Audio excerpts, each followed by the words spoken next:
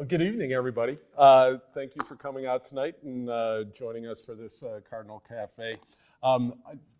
Hopefully tonight you won't hear from me quite as much, which is a good thing. But obviously our conversation tonight is going to be around transportation.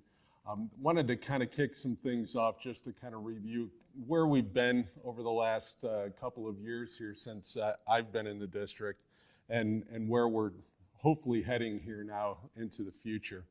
Obviously at the beginning of the year we had quite a transition in transportation. We had an employee that stepped aside on the second day of school, and we kind of had to pick up the pieces and run with transportation here at the beginning of the school year. We've had about 5 or 6 administrators from the central office team that have stepped in to work on a daily basis over in the transportation office. Recently we had to fill out a spreadsheet that we have to submit to the state to that's just part of our transportation costs anyway that we normally do.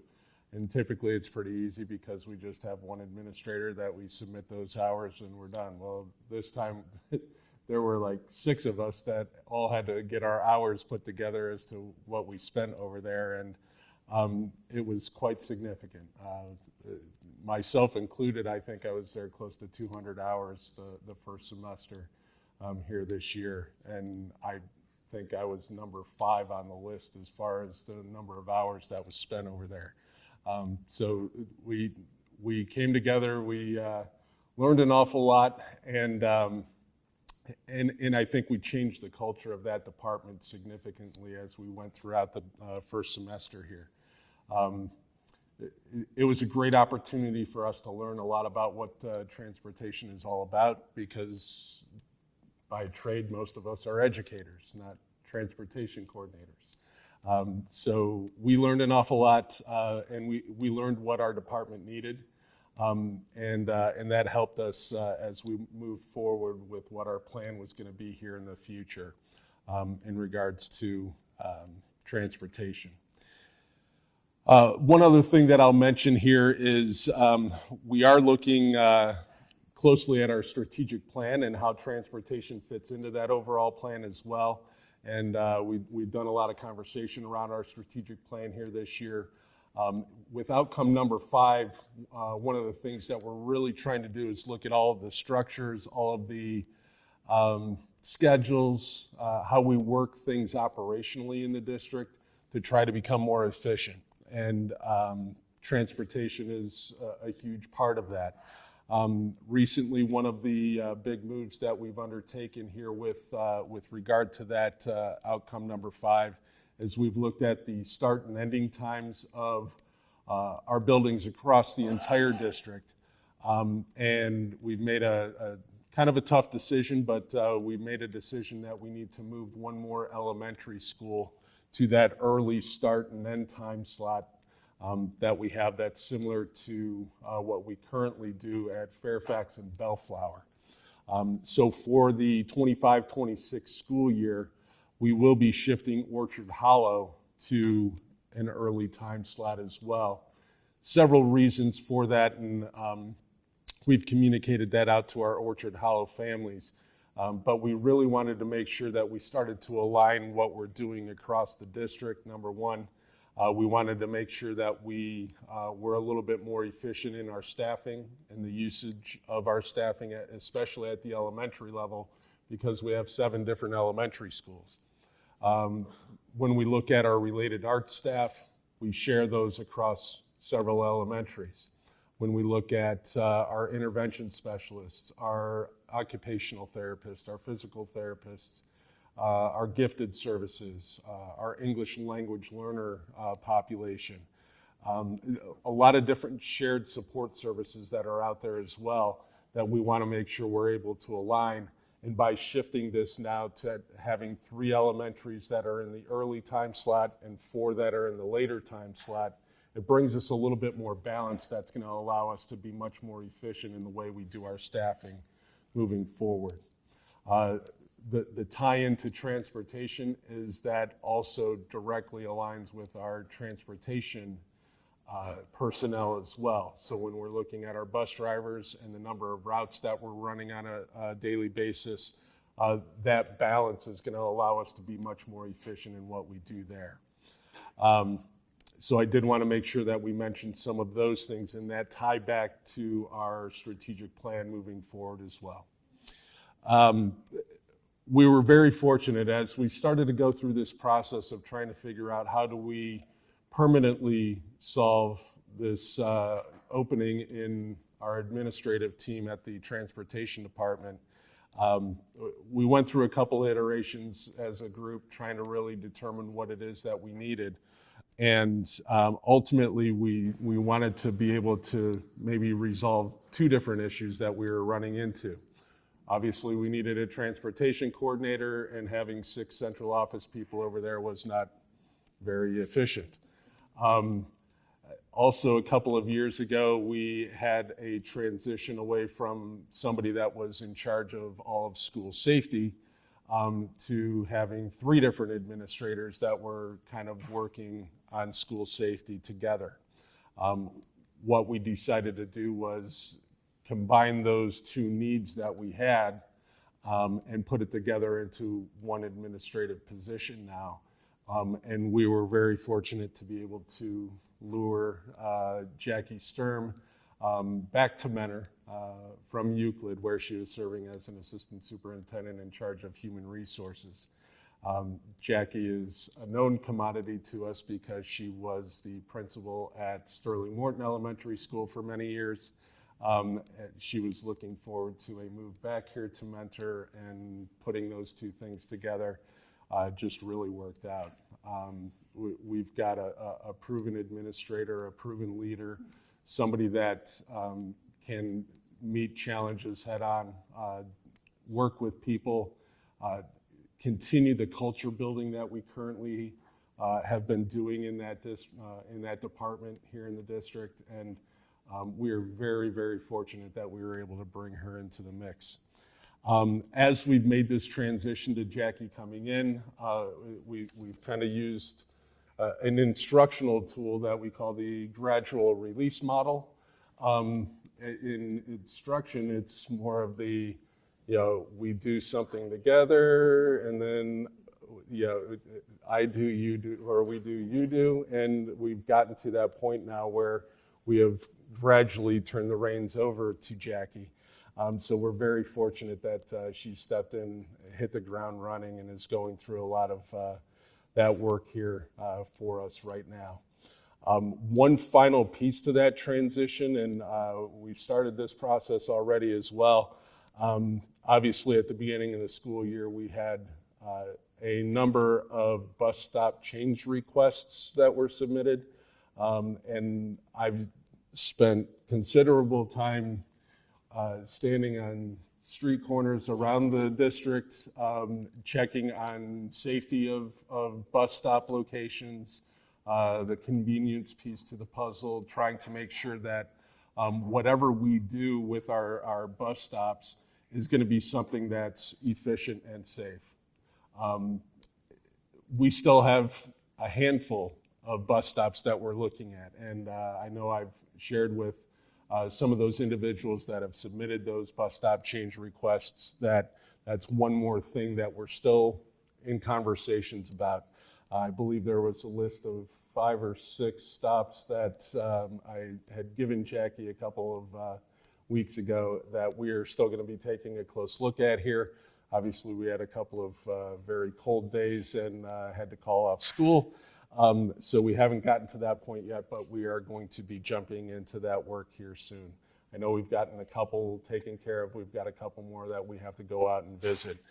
So that will be the last piece that I will transition over to Jackie as we move forward.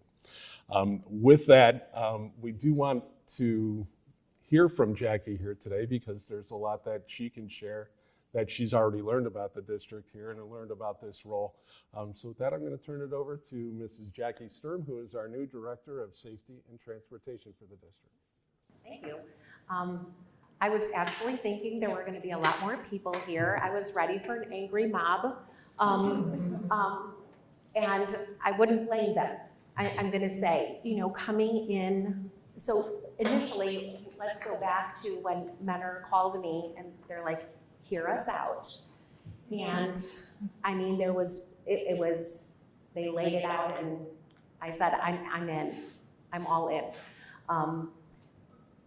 As Mr. Heath was saying, I spent 7 years as the principal at Sterling Morton. I was also a classroom teacher for 17 years. I was an assistant principal for 3 years. And I also have I was a director of human resources, superintendent, overlooking operations and safety for the district. So I was very excited to come back to Menor schools for the safety aspect. And why not? Let's do this transportation. And you know, the fun part is, I mean, I was a student at one point. I drove the school bus. I have 2 boys, granted they're in their late 20s. They took the bus, and it seemed pretty smooth. And then, you know, as I got into things, it was like, hey, my kids didn't have house bus stops. And I remember my oldest having to walk in the dark down the street to the corner, and I was like, what? Like, you can't walk down the street in the corner. It's like, Mom, I'm gonna be fine. I'm in high school. Like, you can't walk down the street in the corner. It's just, you know, you're a mom first. So when I heard the phone calls and I saw the emails that were coming in, I mean, these are your children. You're always going to be a mom first. And when I was a principal and a teacher, I always thought that way too. Like, how would I want my child to be treated? How would I want to be treated if I had a complaint with the teacher or the principal? So I kind of come into it with that hat on. With that said, it definitely is a big job. And the unfortunate part is, I'm going to just throw it out there, is it's lack of staffing right now. Menor Schools is definitely not the only district. In fact, today I had a district call us and say, we had 7 of our 25 bus drivers call in today. We are not able to pick up Menor Schools from Auburn Career Center. So our fleet supervisor had to leave and go out, and I went with him. I try to jump on as many routes as I can.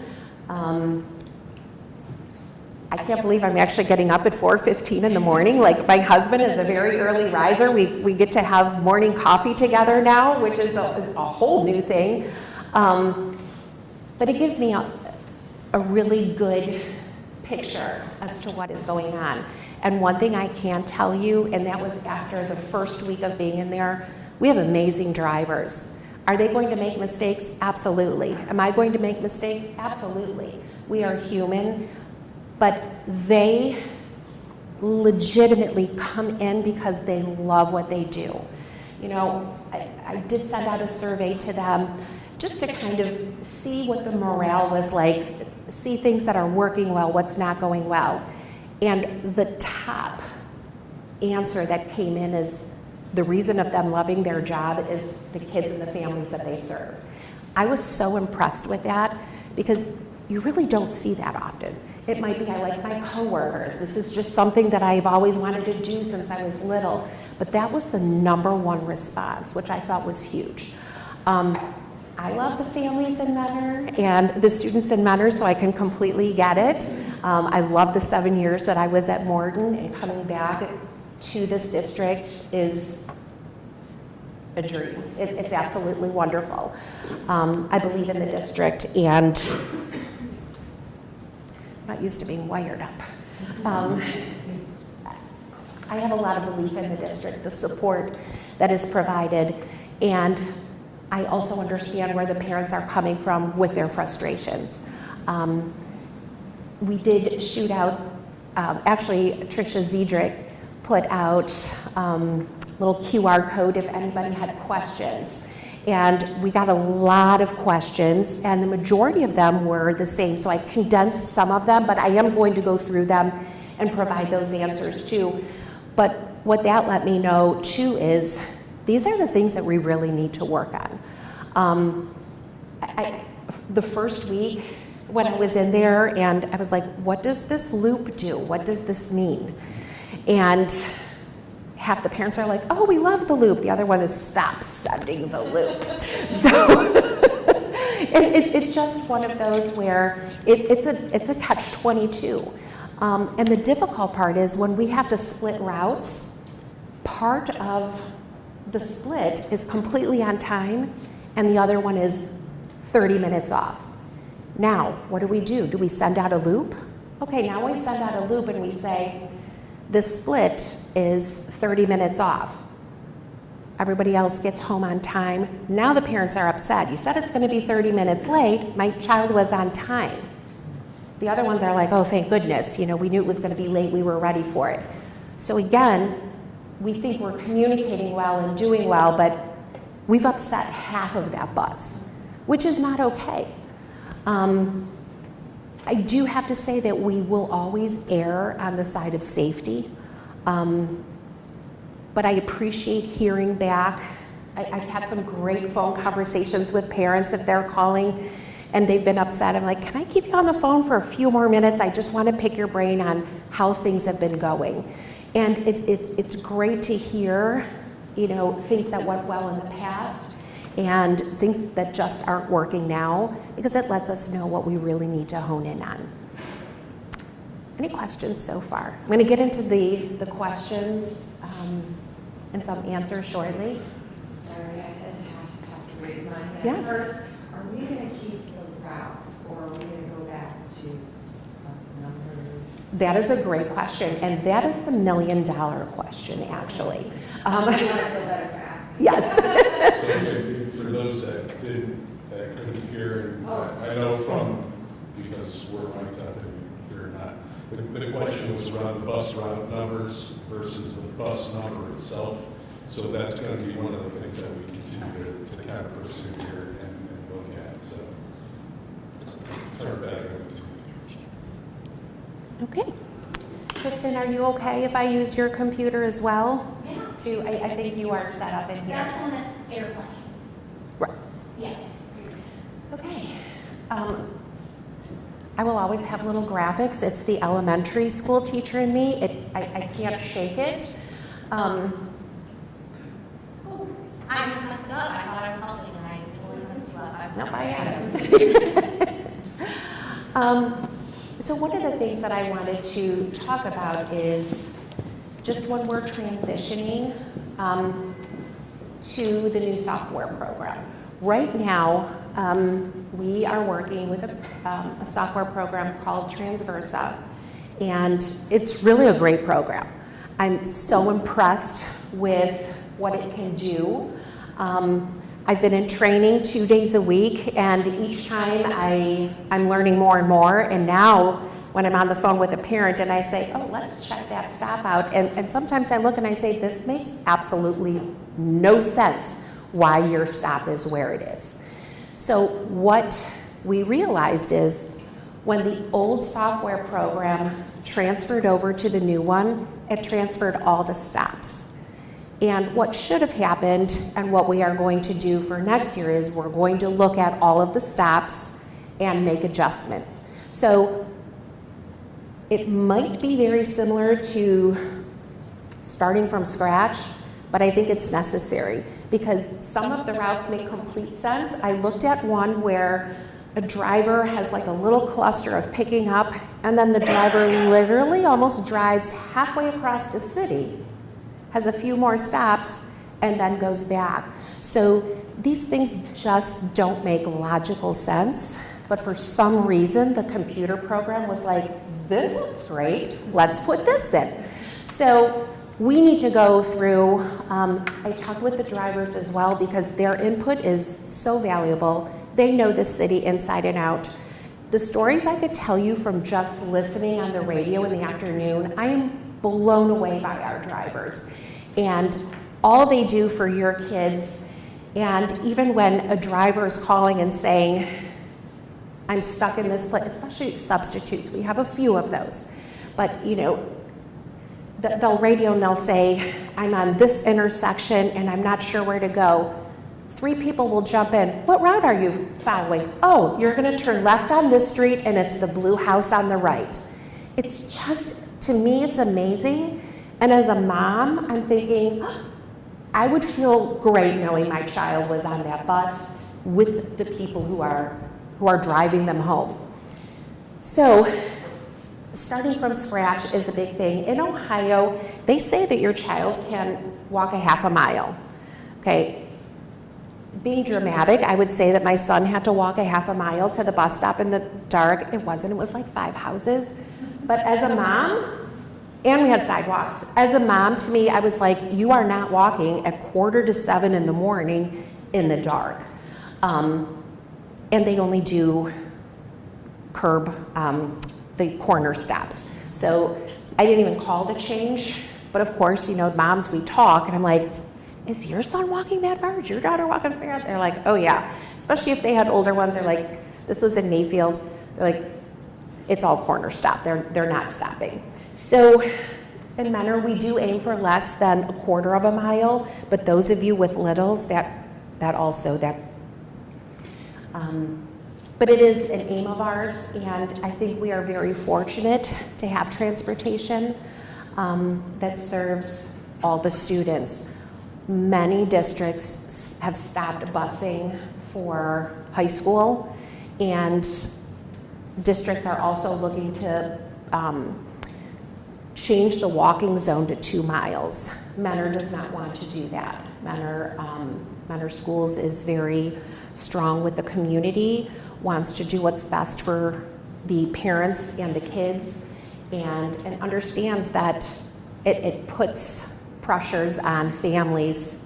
I would not want to think that my child would have to walk 2 miles to school if I wasn't able to drive them. But what we are going to do this year is do what's called an opt-in for the 11th and 12th graders. So when we start routing in the spring, we know, like, if there's some 11th and 12th graders that aren't going to take the bus anymore, they're still able to, but we want to kind of weed that out because they're driving, they're in sports, they're too cool for the bus, whatever that may be. We want to see, so that means we need to start communicating with parents soon. And so our target audience at this point will be the 10th and the 11th grade families. We will get something out early spring to them, and we will give them several reminders about that opt-in. Now, does that mean if they don't opt in by a certain date, like they are never going to get a bus? Absolutely not. It just means that we're going to be able to start routing, and we're going to focus on them as if they were not on the bus. And we'll probably follow up too, like we haven't heard from some families, like, are you planning on using transportation next year? But we definitely want to over-communicate. Yes? So you're saying though, if they don't opt in, like, I was a little bit in a quandary, like, do I opt in if they will probably not ride the bus, but in rare circumstances they might need to? I assume I could send them to the bus stop and they would allow them to get on? That's a great question. So what some families have done is, and there's little notes that we've placed in Traversa, and it will say they're still on the route, but the parent will call us ahead of time and let us know. So if it's a stop, like if it's a corner stop and your child is the only one at that corner stop, and let's say they're just there every Friday, they're probably just going to swing by there every Friday. Does that make sense? Does that help? I don't remember in the communication, it was, I think, unclear about what you should do if it's rare that you're going to opt in. So if you want people not to opt in because they're rarely going to do it, I think you should be clear in the communication, because you may have less people opt in, which might lead to better routes. Because I think my kids have said before that the bus is pretty empty. Yes. High school buses. Yeah, I appreciate that feedback, and that it lets us know that we kind of missed the boat on some communication, and we don't want to leave our parents questioning, like, just not sure what to do. I don't remember if it asks if you can opt in or out for the morning versus the afternoon separately. If it doesn't, you might want to do that, because like right now, my daughter drives my son to school in the morning, but in the afternoon he takes He the needs a bus. ride home. So again, just for the video here too, so we're talking about the opt-in process. And, you know, if we have somebody that's just gonna be riding temporary, you know, maybe every Friday or just in the morning, you know, however many days a week, whatever it may be, what's that process to opt into that type of bus route? So we'll work on our communication when we get ready to send that survey back out here in early spring to make sure that that's clear. Thank you. I was just wondering if the opt-in process would be part of the regular, like, registration through Infinite Campus, or is it gonna be a separate process? Like through the parent portal, Yeah, like with the yeah, annual. Like, there's a lot of questions that are right in there, right, that we fill out every year. So I was just wondering if that was gonna be It's a part of great that, question. or if we're going to have to watch out for a separate, you know, software to go to. And Kristen, we haven't determined that yet, have we? If it was gonna be part of the annual update or part of the, Talked about that on Monday, Yeah. and we need to revisit it. Mhm. so we, and again, the question was with the opt-in piece, is that gonna be part of our annual update through the parent portal, or is it gonna be some sort of separate piece? We did start talking a little bit about that at our administrative team meeting on Monday. And we're gonna determine which direction we need to head with that stuff, so we'll let you know. Right, because regardless, it would be different than last year. Correct. Because last year we did all of the high schools opted. Yeah. We found that that didn't work well. If I may make a suggestion, Please. when you do your census, that's when you can ask if they want transportation, if they want in the morning or in the afternoon. And when you look in the campus, it'll say OLR transportation. You open that up and it'll tell you right then. You can also ask parents if they want daycare. And if you have a list of daycare, then they can go in and choose daycares. Excellent, right through Infinite Campus. All of them. Melody, thank you so much. Appreciate you being here.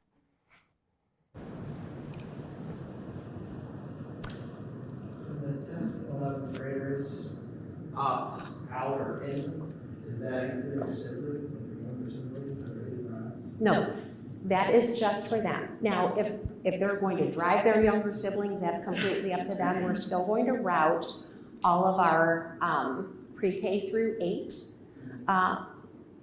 students. And what we'll do is those first several weeks, we'll see those who are not on the bus and reach out to families to see if they're planning on using transportation. What about your 9th and 10th grade siblings that are riding school, riding high school, they're seniors, It'll be the same thing. So we'll still route all the 9th and 10th graders, and if they're not riding the bus, we'll reach out to the families. Great question.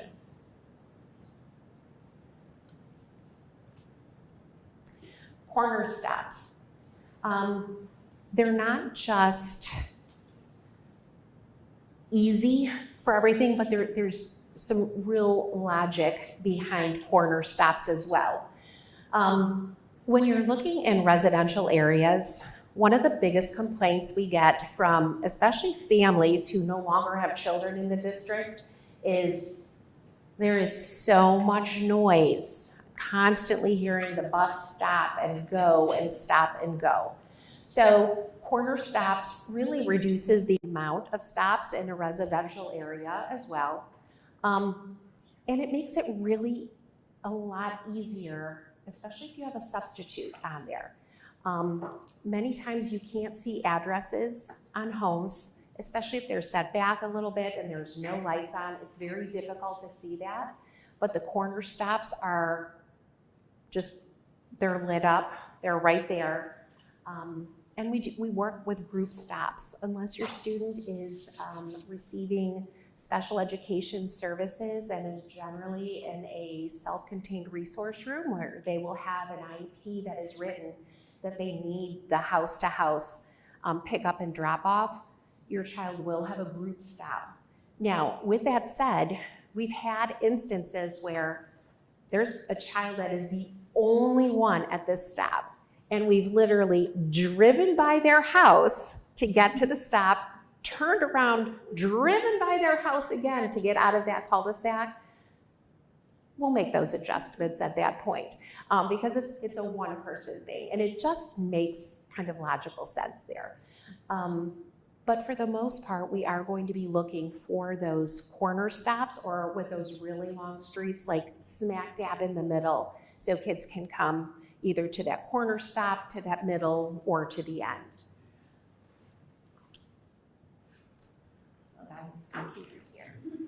So going to the questions that we had, and like I said, we had several, and I'm hoping those who submitted them will see their question or somewhat of their question in here, because we had so many that just were kind of saying the exact same thing. So instead of putting the exact same thing up several times, we put this up. So this parent wanted to know, has the district looked at apps that will show the parents where the bus is, when they can anticipate arrival times, and then talked about frequently waiting 30 to 40 minutes on the bus for drop-off. And it's a strain on her work hours. I cannot imagine waiting 40 minutes for my child to get home, and especially if I'm working from home and I'm in the middle of a meeting and I'm waiting for them and I have to go to the corner to meet them, and that's an extreme amount of time, and it should not be regular like that. And this is an example of when the bus is on time, I get a late notice. When it's late, I receive no warning. So thank you so much to the person who wrote that in, because we have to do better. It's such a challenge when you're trying to manage your own time and the bus arrival is inconsistent. I know I say a lot, like, I appreciate your patience. I do appreciate the patience, but that's only going to go so far. So we know that there's a lot that we have to do from now until the end of the year, so that next year, like, we are off and running. So one of the things that we have to do here is to improve communication. And we want to provide real-time updates, and we know that the loop is not providing those real-time updates. So we're very excited that we, through Tyler Technologies, will be starting a GPS tracking system for next school year. We are piloting 5 buses this year. I know some people are like, oh, I hope it's my bus.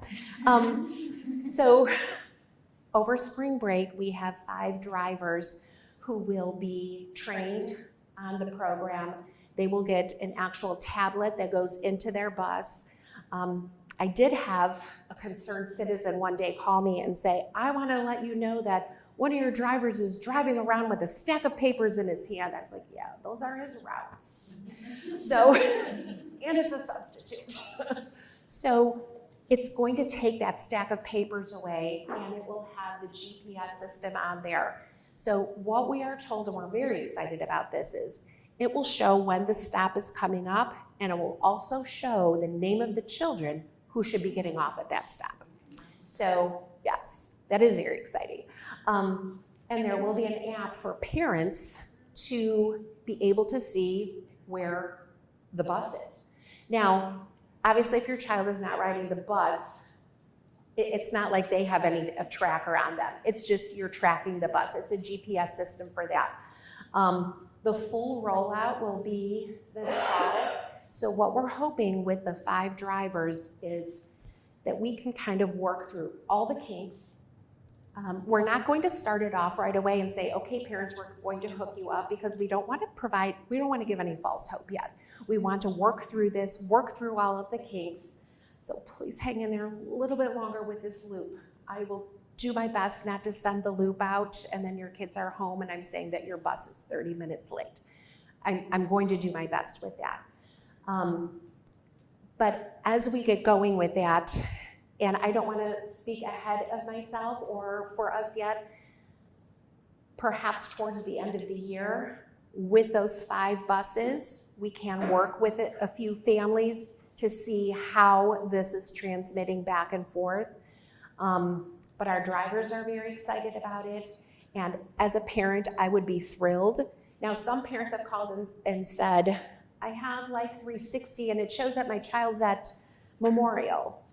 And their child wasn't at Memorial. They were at Hopkins. So sometimes that doesn't give you 100% of what you're looking for. But we're excited about this GPS tracking system, and I think it will provide you the answers of the concerns that you have, like, where is this bus? I've been sitting here waiting. Or, is the bus running late? Did I miss the bus already? Because those are some calls we get too. You know, we got the loop, we know the bus is running late, but we haven't seen it, and did it pass our house? So you'll be able to go on the app, look and say, oh, okay, I've got about 2 more minutes. Now let's get you out to your bus stop. I assume, will it also tell the bus drivers like where to turn and where to go? Oh, so yes. that, kind of like MapQuest or something, they're not getting lost on the way. Yes. Which happens now. Yes, now in their route sheets, which some are 15 pages long, when you print it out, it'll say turn left here, turn right at the 4th house, and that's easy to do. It's easy to print out, but when you're actually driving a giant bus filled with 50 not so quiet children, I can imagine how nerve-wracking it is. And to watch our drivers in action though, I'm like, gosh, it's just really, really impressive. Oh, sidebar on that, I remember this too. When we were on the trial run, if they miss a stop, it actually says, you missed a stop, you missed a stop. So they know that. Is there anything else you want to add? I know that you were on that trial. It was really cool. We all rode the bus with demo, and that was one of the things that was interesting. Just fit her question. Does the GPS also give like driving data to evaluate those drivers? Yes, that was one of the first things that I asked our fleet supervisor, if we have anything right now to just look at that data. We're looking at speed, we're looking at idle time, and so forth. We're hoping the dashboard in this program will be able to provide us with that. Now, we can pull up cameras and find out speed, but you know, we have to wait for the bus to come back and pull the camera, and I've done that. Because I've gotten phone calls like, your driver was flying down my street and almost hit me and my dog. So then I pulled up the camera and I was like, well, it wasn't really speeding and it was nowhere near you and your dog. But it's a big bus, and if it's going by you, it's overwhelming. It's not like a car, so I can see how they were feeling that way, but it's nice that you're able to pull that up and see. Great question. Are those devices going to be mounted, or are they going to be handling them while driving? They'll be mounted, Thank you. yes. It's bad enough that they're holding the papers right now. You know, most of them know their routes, but the substitutes, you know, they're holding those. And like today we had 10 drivers who had to split routes. And that happens more than we'd like to say. We have 6 substitutes. And out of the 6 substitutes, not one of them can work a Wednesday. Some can only work mornings, some can only work afternoons, and Tuesdays and Thursdays are the big days, except for today. So, you know, we had our material handler driving one of our buses, and it's difficult. Do those material handlers, do they get like background checks and stuff? Well, he works for the district. Oh. Yes. No, and he actually was a driver here, so he got he's got a great job. You know, he drives, but he looks forward to it. You know, he misses being a driver, and you know, it's nice for him every once in a while, but he still has a job that he has to get done. So, but those are the emergency situations. There are days where I'm the only one in the office managing the radio and the phone calls coming in, because our secretary is out driving a bus because she also has her CDL. Our dispatcher is out driving a bus. Our other secretary is out being an aide on a bus, and I've been an aide on a bus several times. Me too. Yeah. I've been a bus aide several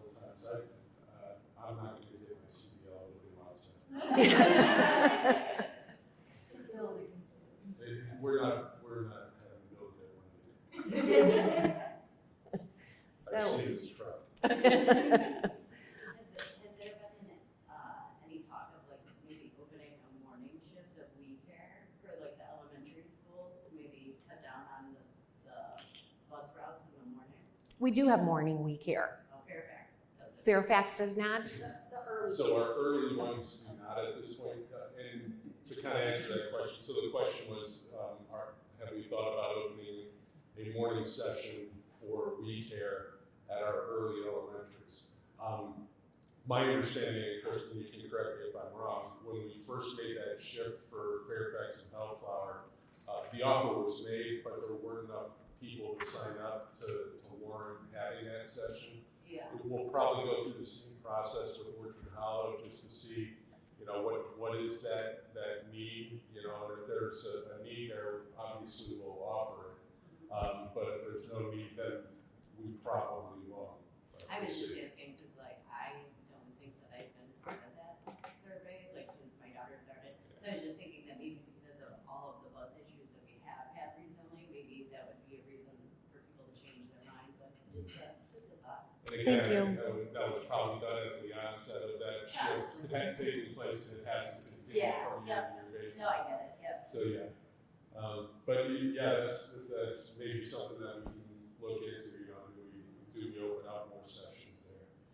Obviously, it would be a short amount of time, but still, any time that would help with, our families that fits into our schedule and our staffing.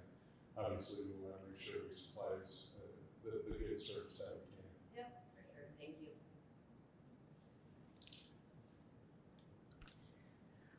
Our next question, very similar. What software is used for transportation? Can we get a GPS tracker, as other schools have, to make us aware when the bus will be arriving to pick up or drop off my kids? Absolutely. Great question. We are, as I said, using Traversa. It is a great system, and when we look at the big picture, again, it's always going to come back to staffing, which is a difficult thing. It's one of the questions, and I'll get to that momentarily, but being able to have this GPS tracker, I think, will be very beneficial for those days when timeliness is not on our side, and you want to know, where is the bus? When is my child going to get picked up? And when is my child going to get dropped off? I think this will alleviate a lot of those worries and those concerns. Again, when we look at the beginning of the 25-26 school year, obviously we want this to go off without a hitch. And we're hoping that having over the springtime, the pilot program, that we can work through all of those glitches and have everything in place, ready to go as the school year starts. Kind of a funny side note, as a principal and even as a teacher, I would always get so worried at the beginning of the school year, like, oh gosh, the first day of transportation, like, don't let me lose a child. Like, that was, safety is always your number one concern, but you're like, please let everybody get on the same bus. These are things that you worry about. And as a classroom teacher, okay, who's getting picked up today? Let me see your note. Who's going on buses? I would double, triple, quadruple check those things, walking the kids out. And then the first year as a principal, I thought, oh my gosh, I have 400 kids. Please tell me that all the teachers are doing exactly what I used to do. So we would go through this, like, double check. And if you're not sure how somebody is getting home, make sure you send them down to the office so we can call home. But that first week is always a tough one because it's drivers sometimes, they do a dry run over the summer, but for some of them, it's the first time they're doing this route. They've been into a new route, it's a new route. They're looking at stops. yeah, they did the dry run, but now you have a bus full of kids. Now you've got some extra kids that weren't initially on your list. They just moved in. So I always say give that first week some working out time. Everybody is stressed about it. You guys are as parents, the teachers are worried about it, the principals are worried about it. And I used to always think, gosh, why can't transportation get it together? Why does it take them so long to get the buses? You know, why aren't the buses here yet? Why is this? And now the principals call me, I'm like, listen, back it up. I'm gonna tell you exactly why it's going on like that. So it's kind of funny. And of course, I'm nice about it because I've worked with all of them.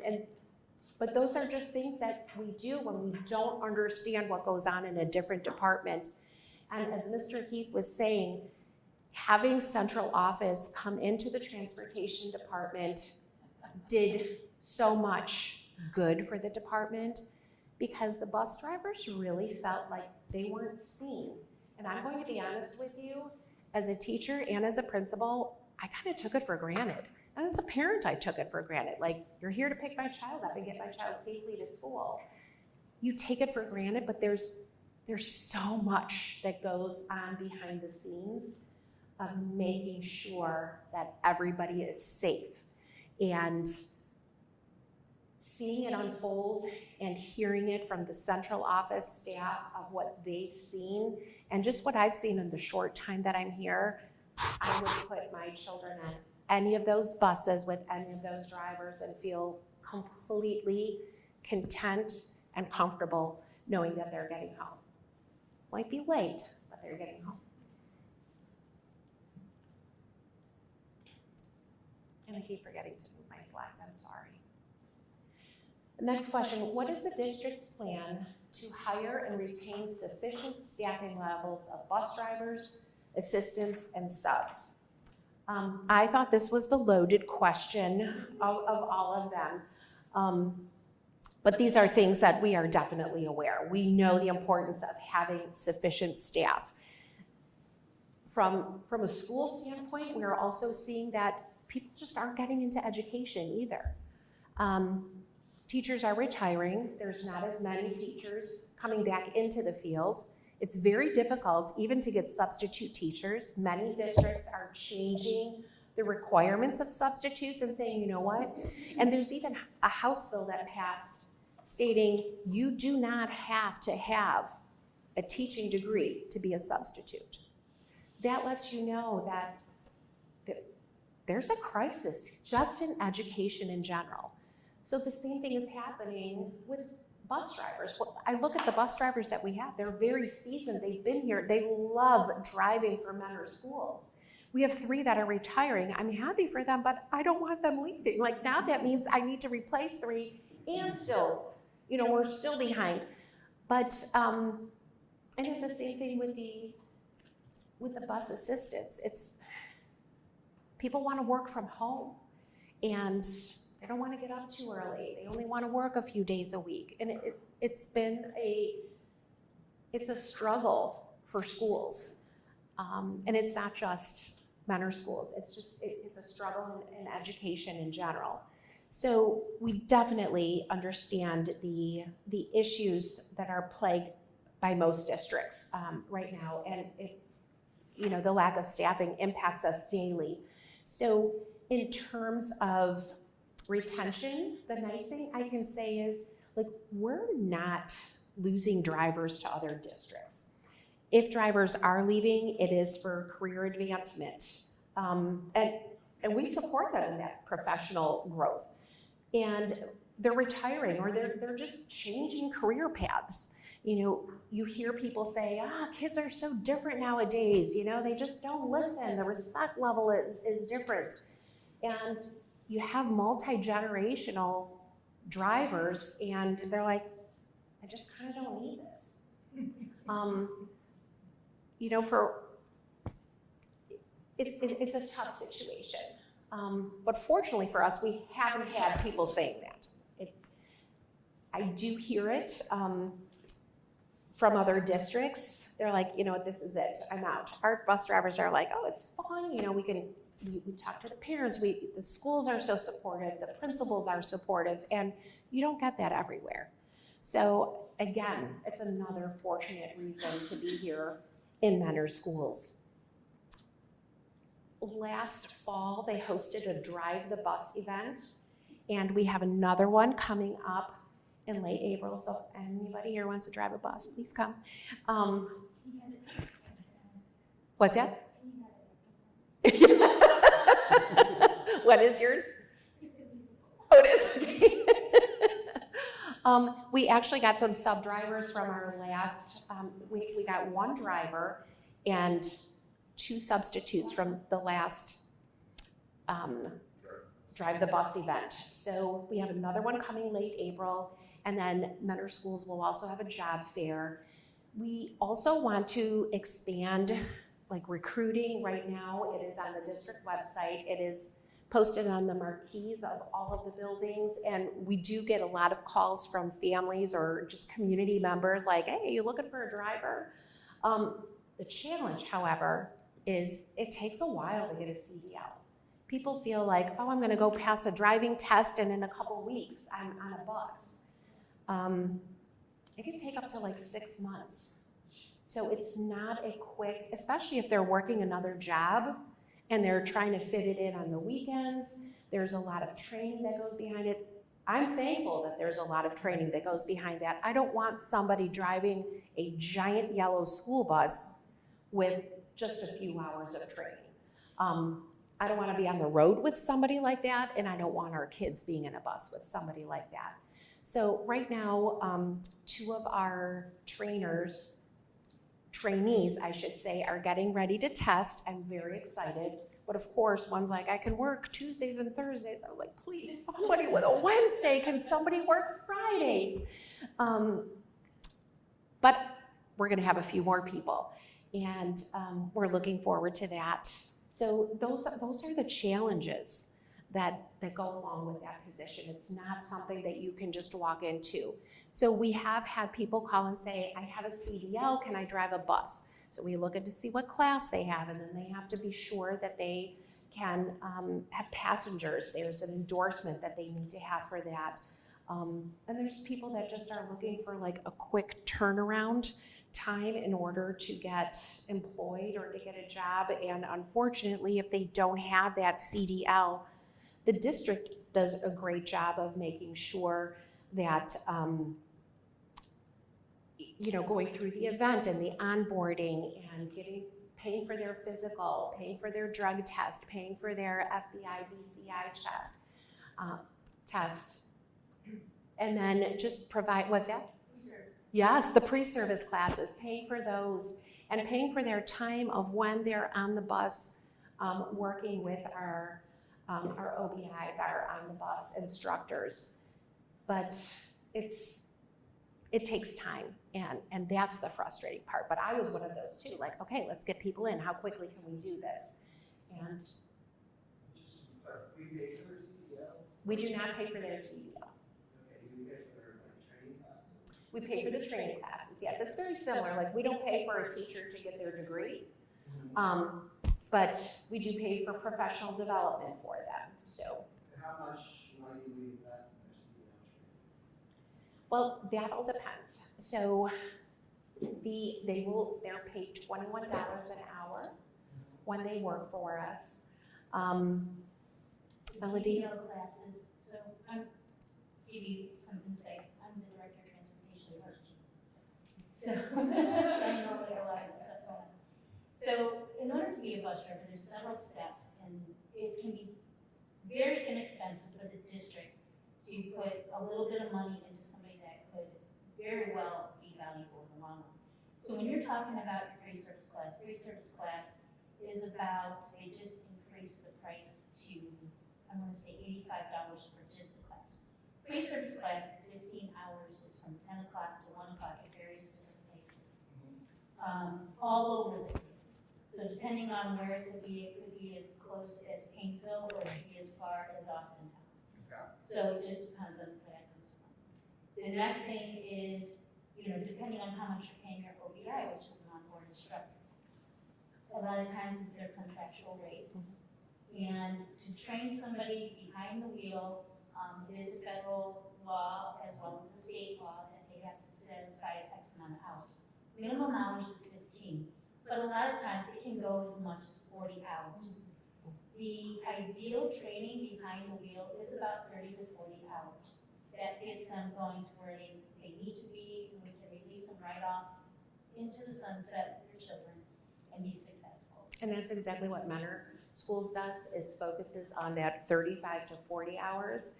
And then even after that, they want them to drive behind the wheel, but still with another bus driver for a few routes, just for that comfort level. So when you're talking in the grand scheme of things, how much does this cost? It all depends from district to district. For me, it costs us from beginning to end with training, it's about $2,000. If you were to go pay at a truck driving school, it would be $12,000.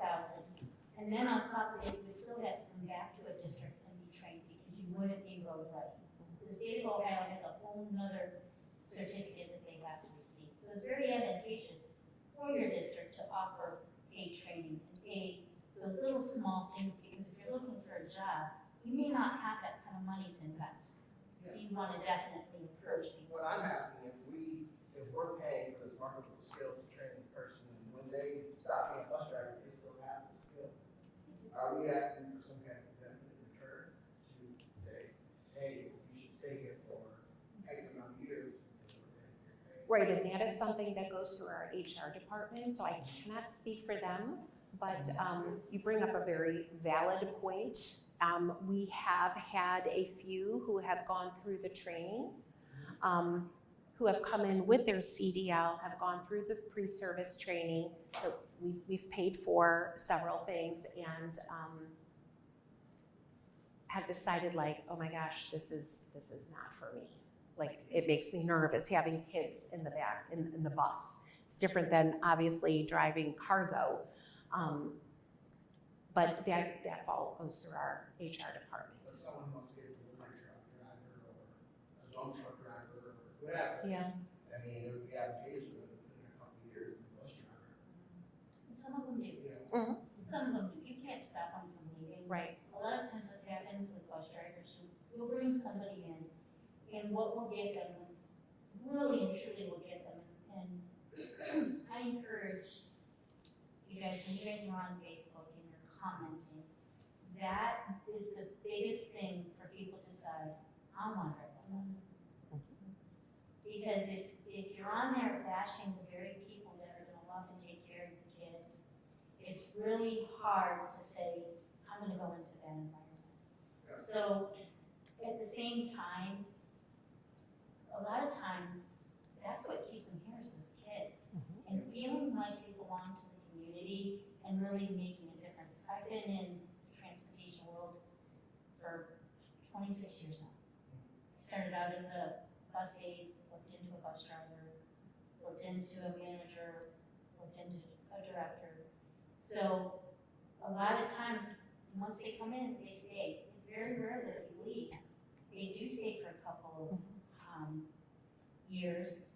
You know, one of the things of also retention is finding, if you offer medical benefits, finding those business owners that need the medical benefits, because that's where my little small pot of gold is. So if you have any business owners that are out there in your community looking to offset maybe some of their income or looking for that youth retirement, because it started when I was 19.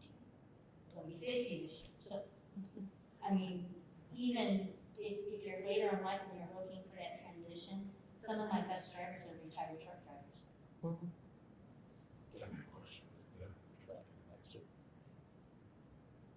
Sorry. No, and thank you for bringing up that point about the Facebook. I'm not on Facebook. But a couple of our drivers have been absolutely devastated by what has been said. And my only comment to them is, if somebody wants change, they're going to call me. They're going to call Mr. Heath if they want change. Because a Facebook warrior cannot make those changes. And again, I'm not seeing it, so it's falling on deaf ears to the people who can make a difference.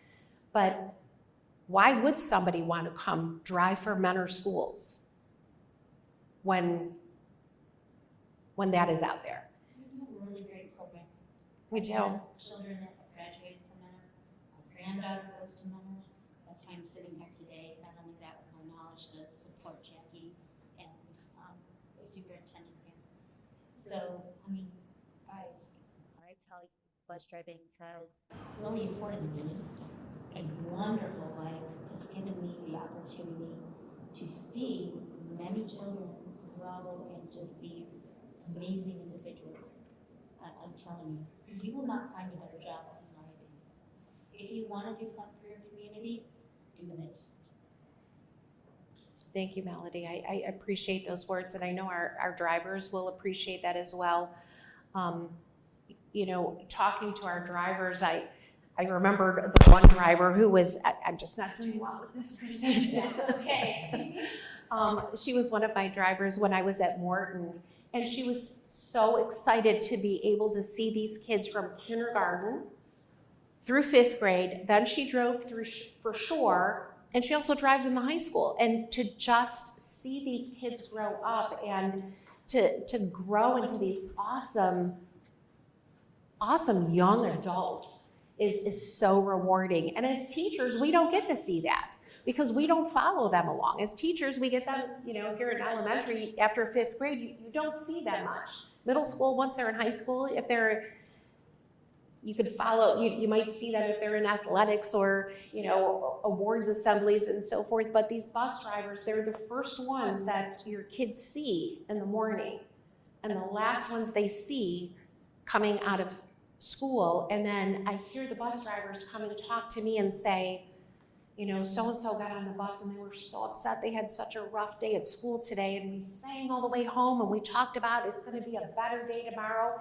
And I'm thinking, this is amazing. And then, you know, for them to come in and say, we're getting slammed on Facebook. I said, you don't look at that. Again, I mean, if you want to if you're upset the way transportation is going, you're going to call me. You're not going to go on Facebook if you want something to change. And your extension is? I think it's 5260. 974, yes. It is a joke, but I do think that that's like part of the frustration as a parent, that this is like, it is an ongoing issue. Of You know what I mean? course. It's not just the school year. Right. School years, and we've met about it before, and it's still kind of Yeah. reoccurs. You're not the only ones dealing with this. No, I agree, and I Yeah. understand that there's like bus driver shortages, and it's, for me, it's not even so much about like the early, late bus times, it's more about just like the bus numbers. That's just like, I was concerned, and thinking, you know, just like, well, we can get to that, but. Totally And get it, again, I though. think the big thing with that right now is, you know, we've kind of been living this for a couple of years, and you know, I've gotten a lot of feedback over my first 2 years, and then actually living that here this year, I think was a huge step for us, because we were able to really get immersed in what was going on and what some of the shifts that, and again, as Jackie's come in as well, and even when we came in and looking at routes the way they were set up, and like, okay, this doesn't make any sense in my logical brain, so why can't we make a little bit of a shift here? And we started to do some of that. And then realizing the tools and the resources that we need to really make that department run efficiently. I think with all of these additions, bringing Jackie in, the technology additions, the GPS components, we're really going to get to that point now where we're resolving a lot of those issues that we've already, that we've been talking about for the last couple of years. We've got those solutions now. And, you know, we'll get those tested out and get everybody trained, and we'll be ready to hit the ground running here. Yeah, this and year. I think the app is gonna be great, I think that works out, because it'll put my mind at. Right. You know, so. Have you thought about incentivizing parents to opt out of busing transportation in any way? So the question is, have we thought about incentivizing parents to opt out of transportation in any way? I don't know what it would be, but it's just an idea. If there's parents who do have flexibility in their schedule to drop off and pick up, it might lighten some of those. Or I would say more explanation why in some instances we can't opt out. My kid is in the CTE program at Euclid, and as a junior, he was told he has to take the bus. So he's not allowed to go to Euclid on his own, right? So my kid gets on he gets picked up at 6:36 from our house to get to Menor by 7, to leave at 7:05 to get to Euclid by 7:30, right? Where I could just take it myself and it'd take 25 minutes instead of spending that much time. So why is that a rule? That's a great You have to question. take the bus. I was not aware of that, and I'm gonna need to get it. Juniors only. Okay. Seniors are allowed to seniors. transport themselves. So next year, if you'll be a senior, then it's not an issue. But for everybody, Sure. right? And I know that you guys are kind of scaling back your CT program at Euclid. So maybe that's going to be a non-issue next year, but. We'll have one more year. With some Yeah, of the that, seniors will but, be there next year. Again, next year it's going to be seniors that will still be going to the Euclid program, so we won't have this many juniors going out there, so that may resolve itself there too. From the parent incentive standpoint, I guess it's not something we've considered yet, but again, as we're going through this process and this transition, yeah, we're open to ideas, and again, I think it's a great suggestion, it's something that we can look into. Obviously, there might be some money considerations that we have to be careful with, but is there something else that we might be able to incentivize parents? I would add that, but too, last couple of years, we did do an opt-out for the younger grade level. Last year, we tried to opt in for high school only. And we did find that the number of people that opted out, the way it was disclosed across the district, didn't really have an impact on reducing violence. So that's 2 years of trying that. A lot of times they'll opt out, want to opt back in, and it just sometimes can upset the apple cart. Because when you're routing, it's so intricate. It's like the world's hardest puzzle, like a 3D puzzle. And before you know it, you're in the weeds. You've got this kid that needs to be picked up on the right-hand side because it's a 4-lane highway, or they live on Menor Avenue, and you can't have those kids crossing over Menor Avenue. So now you have to turn the whole entire route upside down. And then turning the route upside down, now you've got 3 parents upset because they had really great bus times and really loved it, or they centered their life around it. But unfortunately, because of safety, now you have to figure it out. So a lot of times when you opt in and opt out, you could be creating a whole nother layer of the onion that some people may not understand just because of the nature of not seeing behind the scenes. And I encourage people just to ask those questions before getting upset, saying, hey, could you help me understand why? Getting those phone calls on 6 o'clock in the morning, especially this morning as I'm taking routes off and merging buses together this morning. It was kind of nice hearing the parents. Could you tell me why this is happening? We have 28 routes and I have 9 calls this morning. Got it. Right. Yeah. Would there be a way to maybe then have like a Facebook page or something? Because then people don't people are mad about the loop or whatever to say, hey, we have this many. So at least people would see, hey, we have this many calls. Like if we have an unusually large or like something like that. Of like, hey, if you want. You bring up a great point, but when our entire office is out on routes, who's going to man that? And then it would be, nobody updated the Facebook page, and that's difficult. So. Part of the communication piece Mm-hmm. that I've noticed a lot of times, communication is great when everything works out perfect. But when you're in the throes, like she mentioned, she was up at 4 o'clock, I'm up at 4:30, and we're trying to get these buses out, trying to route, trying to get them going. And the last thing on my mind, not to be rude or anything, is that communication will not spend here and write that in there. And I do have an app for mine, so, but it's more labor intensive than the person So that's the last thing that gets done in the morning, because then I'm also meeting with drivers, I'm meeting with subs, and I'm pulling my mechanic off, and out here, I'm playing head mechanic this morning. So there's, just like her, there's a lot, and I always tell everybody, get breaks. Give a little grace. If you know that you're not gonna put your child on the bus because of the convention or anything else, give the transportation office a call, because we would appreciate knowing that I don't have to go down the street that only has one kid. Because I'm already running behind, I can skip that street. That's very good point. Can we do leverage incentives for like kids based upon geography and bus routes? Kids, homes that would have a bigger impact on the bus route is, like you said, opting in and opting out, but it would affect the bus route.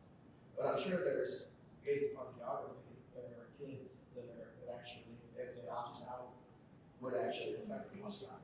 Right. So if you talk to someone who does the bus routes and figure out a leverage incentive to opt out for people that would actually have an impact on your route, maybe is that maybe a better opt out option?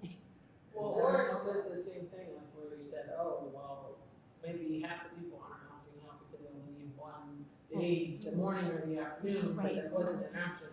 So they said, well, I have to opt in even though I don't need the morning, whereas, hey, I have this many bus drivers who said, oh, some of them only do the morning, some can do the afternoon. But hey, if you know these kids are only morning kids and these kids are only afternoon kids. Right. You have, the kids that go to weekdays, they're going to be dropped off, but they still need morning, so then, hey, we need more morning, and we don't need money in the afternoon, and then that make a bigger impact to like that on the argument. Oh, well, how do we work anyway, so, in the afternoon. And you might consider differentiating Wednesday, because since you have I guess now it's an early release, right? So there's probably a lot less kids taking the bus home because they would have to wait that whole extra hour or whatever it is. So I'm guessing there's fewer kids on that bus. Yeah, that's our high school, for those elementary folks in the room. We do an early release on Wednesday, just for professional development for our staff. That's one of the considerations we're always looking at with those high school apps. Yeah, so more detail and what you can opt in or out of might make a difference. And I've got some of that written down here too, just from the temporary transportation pieces, AM, PM, days of the week. Really even athletic seasons is another consideration. Then we've got the younger sibling piece with the older siblings that they have to opt in. If they're not opting in, how do you do that? So we'll have to work that into our entire survey to really make sure we capture all this in our opt-in process. I know it's impossible to predict the future, but just from both of your perspectives, I know bus transportation is not the only industry where it's hard to staff. It's hard to get people to want to come in out of their home and work 5 days a week. I know it's a challenge. If you have to look out 5 to 10 years, do you see that improving at some point, or are there like crazy innovative solutions that other districts are looking at? Are we looking at like autonomous buses driving around at some point? Rather people community. Yeah. So just from my point of view, some of the industry standards that are changing that would make bus driving more advantageous is the tax, the turn by turns, because as a society, we got so used to these ones, these telling us where to go, that sitting there trying to do paper is very hard, because that's one of the turnoffs about driving the school bus and being a sub is paper, turn by turns. And there's quite a few different options right now. You just got to figure out which one works for your district. So that is going to be a game changer here. You're going to see a lot of districts moving towards that. With that also comes a lot of money. So when you're talking about throwing these tablets on and making sure recruit and in the right spots, you know, your fleet's gonna be a lot more than my fleet, so for me, I'm looking at anywhere between 20,000 more a year. You know, I've got 35 buses, I think you guys have close to 70. Close to. We've got 71 buses in the fleet. We run about 51 routes each day. Okay. Yeah, so, I mean, that there would be a huge game changer. The other end of it is, when I started driving school bus in 1995, it was a means for a lot of your bus drivers were stay-home moms that just wanted that little bit of money to offset to go do things with their kids because, you know, the husband or mom, grandma can put, you know, kid on the bus and they can go drive. And a lot of times it was, it worked out really good for the families. Whereas now, districts are looking at how do we make this job more advantageous to do. They're looking at pay, they're looking at benefits. And as all that goes on, you know, nationally, districts are really working hard at upping the pay and upping those benefits for the drivers. And in addition to, when people are looking at districts, they look at the fleet too. So if I had a choice to go to Menor, who's already got the tablets and brand new buses, versus, you know, another district, I'm not gonna say names, that may not have a newer fleet, may not have those tablets, I'm gonna go to Menor. Because at the end of the day, they're gonna give me the tools to make the job easier. So yes, to answer your question, I think in another 5 years, we may see that pendulum change.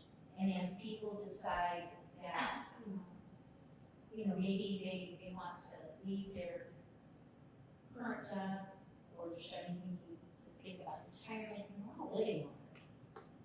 So as we live longer, these are, like I said, prime jobs for our older people that maybe had stayed in education after retired this year. So I could do a retirement hire. And I'm like Sunday 50, so I'm pretty young. So you got a lot of, you know, positives with this, and especially when you have a district that's been to states and stuff like that, that catches a lot of attention. And people want to be part of LMD. And Melody, Plus, just a couple other quick things with the innovation, maybe 5 to 10 years down the road. We've had a lot of conversations just within the superintendent circles here in the Northeast Ohio region, because, you know, again, it's not just a Menor issue, it's a national issue, really. And while they might not be the technology innovations that we're talking about with our tablets, we are looking at maybe consolidating and collaborating a little bit more across districts. Jackie mentioned today that, you know, we have some of our kids on a Wycliffe bus because they're driving through Menor to get to Auburn. Well, it certainly makes sense for them to be able to pick some kids up here, where now we're sharing a bus between a couple of districts that allows us to be more efficient. When we start talking about even the parochial schools, because we do some transportation there, we've been talking to some of our neighboring districts as well. For example, you know, Notre Dame Cathedral Latin being down in the Chardon area, and Chardon and Menor maybe work together, because they might have some Chardon kids that are going to Menor Catholic. We got some kids going to UCL. How do we collaborate there? Are there some routes that we might be able to generate across districts to be able to service our students better? So that was one piece of the puzzle. The other one was kind of a little bit of a joke initially, because when we were running into this bus driver shortage, obviously our career technical education programs here are phenomenal. And I said, what, can we start a bus driver academy? and part of it, it's very unique, because, you know, you can start to get your CDL at the age of 18, but you can't drive a bus until 21. That's 22. 21. Well, it's only based upon a lot of times your insurance carrier. You can drive at 18 Okay. in the state. So again, that's one of the things On a that Yes. talking about, can we start to grow our own? By having, so you know what, we've got the trailers right here in house already. They're already hired. Let's create a program if we wanted to be able to generate more In value. charge of work with Excel Tech, I said, why can't we have a decent mechanics program? And here we are, because every single district has a bus garage. Mm-hmm. We're feeding into another shortage, let's be honest, mechanics. Not only that, we're also helping giving a CDL to somebody else at another layer. So there's constantly, superintendents, treasurers, everybody's thinking about like, how do we get it up? And to his point, in Jaqueline County, we've been doing that.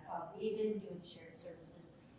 We did it on a smaller scale with our SPED program because why am I sending 6 buses to, Berkshire?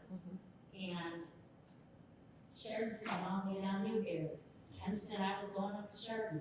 So, I mean, everywhere we go, we're crossing paths. And more the districts are looking at that. I heard somebody say something about private school. We're trying to share those services with private school, one, because the laws have changed and we have to provide a service. And 2, more community schools and private schools are opening up. And we're just trying to figure all this out. So meanwhile, that's a whole other layer that's adding into this current shortage. It really comes down to, it's not a money issue, it's not a machinery issue, it's a people issue. It's truly a people issue. And until we can all solve the people issue, and it's nice that Mentor's not leaving. I'm going to tell you, my OSP drivers are not leaving either. They're retiring now. Sheridan's drivers aren't really leaving either. We know the pockets that are leaving, and we know why. Competitive pay, benefits are the top 2 things. And employee satisfaction. It comes down to who's leading. Well, you brought a great question, and you nailed it with that, Melody, when you talked about what will want to bring people in.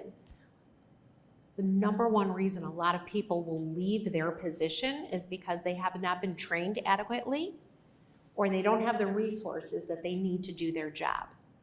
Being able to give the drivers and now our substitutes to have this tablet available is obviously very expensive, but it's huge in terms of safety of driving, accountability. There's so many things, information that we can gain from that. And it's an amazing tool for the drivers and the substitutes to get our kids home safely. And like you said, Melody, if I'm looking, where am I going? I'm going to the Mentor. And our drivers are not leaving. Like, they love what they do. And they are so excited about getting this GPS tracking system. And one of our subs, I absolutely love him. He's just started this year, but he gets really nervous with all the papers. And we do our best not to split routes for substitutes. But you're flipping all over. You've got a bunch of middle school kids. I don't care what district you're in, they are middle school kids. We all were middle schoolers at one point. We know how middle school kids are.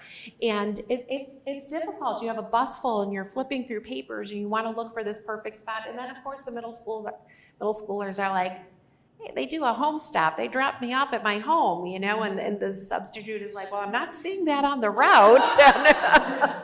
So the nice thing with the GPS is it will be there, and we really want to attract drivers, and it's a big part that we're hoping we'll do that. So we've got about 2 minutes left, just as an FYI. So maybe one more question. We will stick around afterwards too. To answer other pieces to the puzzle. There is one more question. Let me go through these questions really quickly.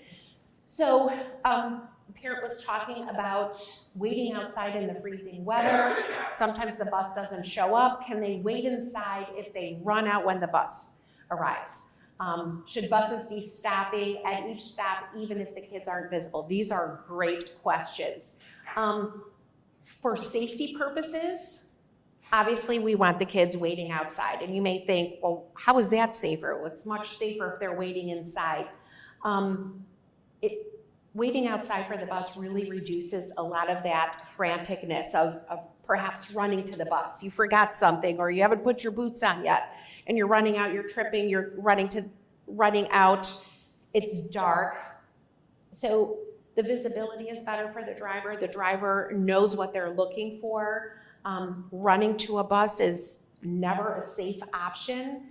And also, when the bus is sitting out there waiting, there's traffic congestion and tempers rise. People are running late to work, and they're sitting behind a bus with flashing red lights.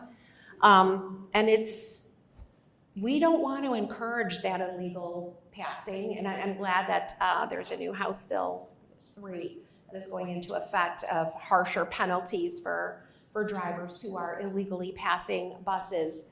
So the safety aspect, we don't want people waiting inside. Bus stops, if it is on the route, our drivers need to be stopping, not coasting through, making a stop. And I tell our drivers, if you are early, you're going to want to wait. Hopefully you're not on Johnny Cake.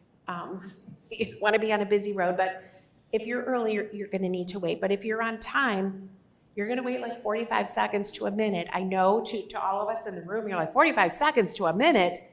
That is an eternity when you are waiting. Yes, when you are waiting out there. And I've had parents call and say, my child missed the bus. Can the bus come back? No. We can't do that.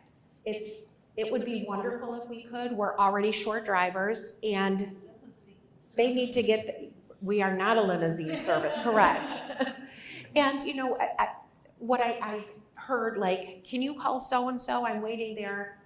I would love to get a phone call. It's time for you to get up. It's time for you to come into work. But these are just things as being parents and adults. It's part of responsibility and being a responsible parent.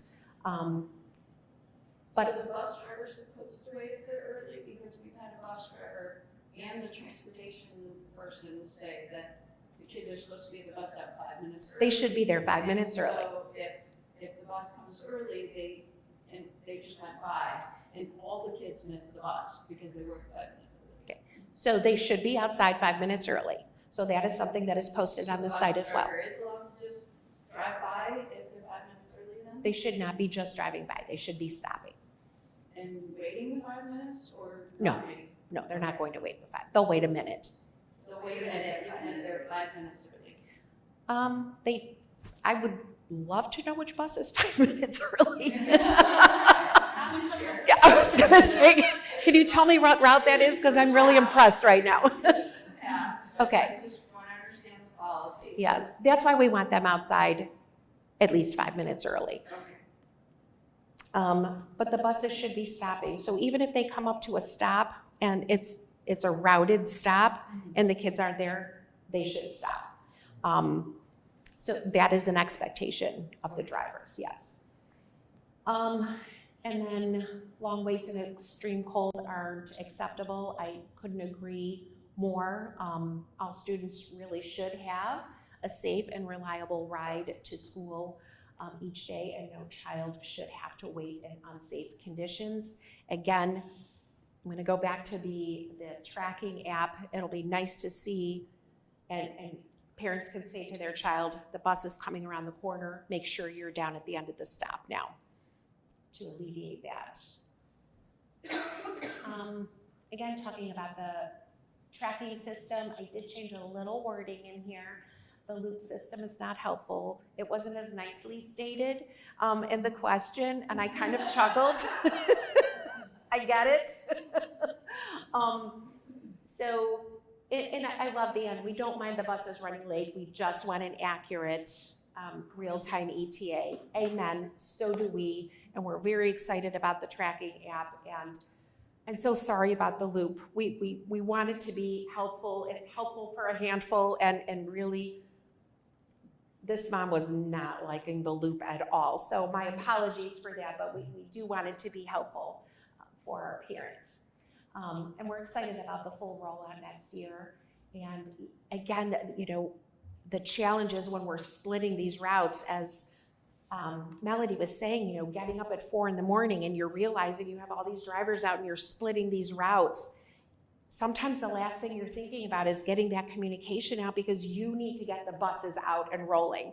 So then when we do have that opportunity, we're like, all right, let's send a loop out just to let them know.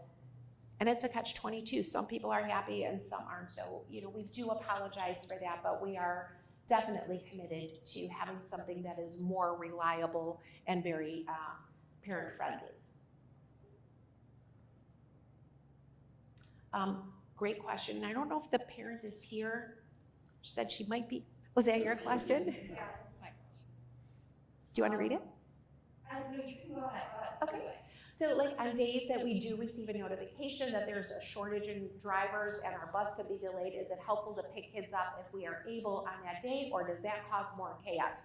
Such a great question, and I love the problem solving attached to it as well. How can we help? Those are wonderful. That's like music to our ears to hear that. How can we help? I sent out a loop at one point. I think it was a couple. Yeah, I remember that. And then Memorial called and was like, so there's about 500 cars in our parking lot right now, which was an over-exaggeration, but it did happen.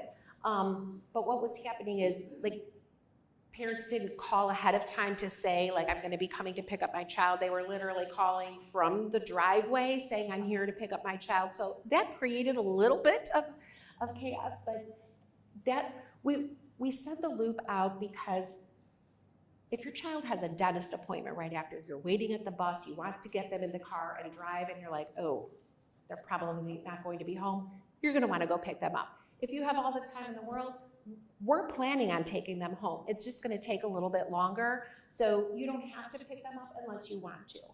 But notifying the school as soon as possible, like, just want to let you know I'm going to be picking my child up from school today, especially if it's not a typical way for your child to go home, is so much appreciated by the school. And then when they realize, wow, we've got 100 parents coming today to pick up, we're going to make sure, we're going to call the police so we can get some traffic, some help with traffic on Menor Ave or on Hopkins, and that alleviates that. That's a great question.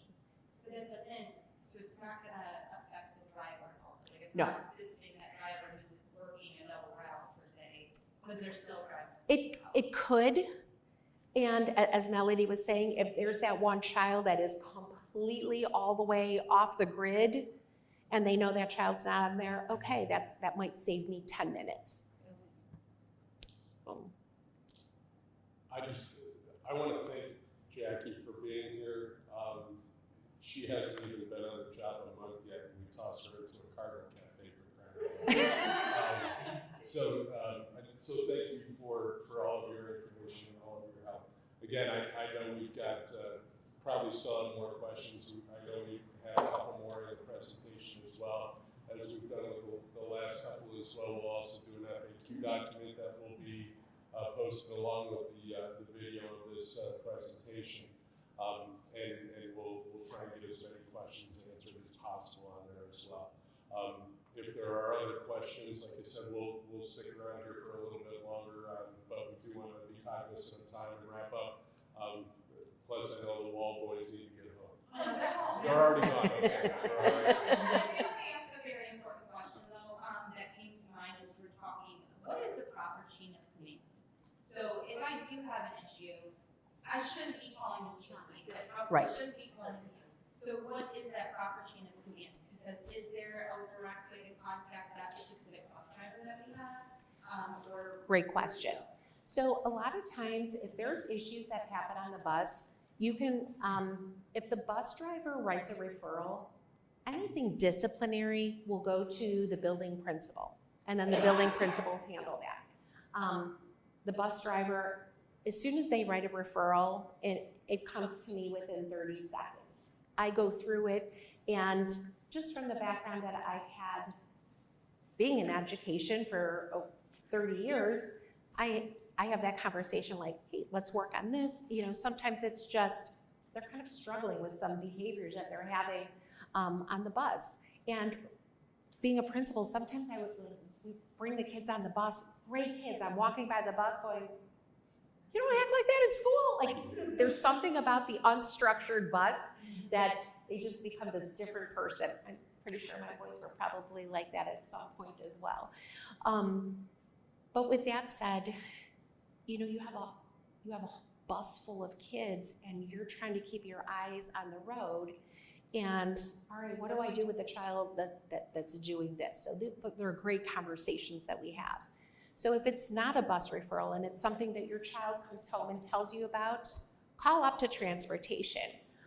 Linda and Heather are 2 secretaries that are up there, and that would be your first mean of communication. Or you can call the school principal and let them know what happened, especially if it's with another child. If it's because like an issue with the bus driver, you're going to call transportation.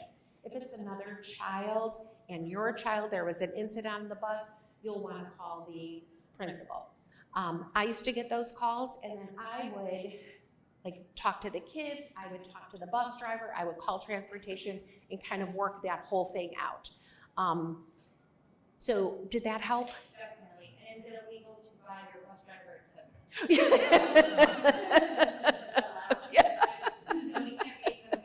Right. Exactly. Chocolates. They appreciate it. They appreciate a smile. Thank you for thinking of Thank it. you all for being here tonight. Yes. Thank you so much.